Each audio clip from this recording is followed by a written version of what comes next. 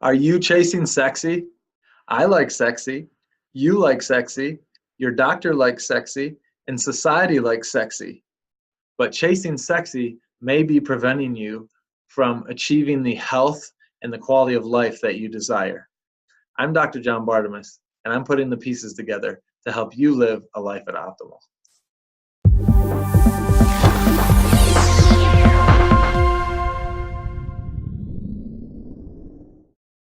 How could chasing sexy be preventing you from achieving the health and the quality of life you desire? In functional medicine, it's sexy to go after a Lyme diagnosis. It's sexy to diagnose mold toxin illness.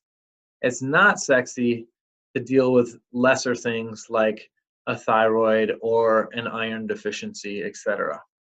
But oftentimes, the more fundamental issue might be the non-sexy thing, and chasing sexy isn't going to yield the results you want. Today, I had a consultation with a person who has been diagnosed sexy twice in the last year. She's been diagnosed with Lyme, and she's been diagnosed with mold illness by the doctor she's been working with.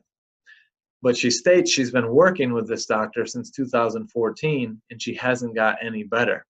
She also says that she has lifelong gut issues, and she's told the doctor this, but they just haven't paid attention, and they've treated Lyme, and they've treated mold, and they've treated other things that are more sexy, but she hasn't achieved the health and the quality of life that she desires.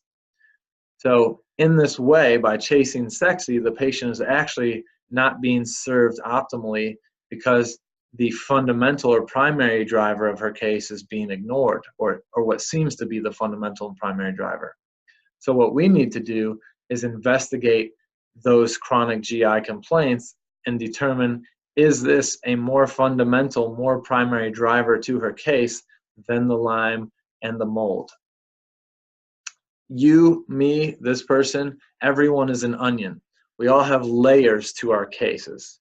And the sexy things may not be the bottom layer. So the Lyme and the mold illness may be out here, and if we just address those but leave the fundamental layers, we're not going to get better.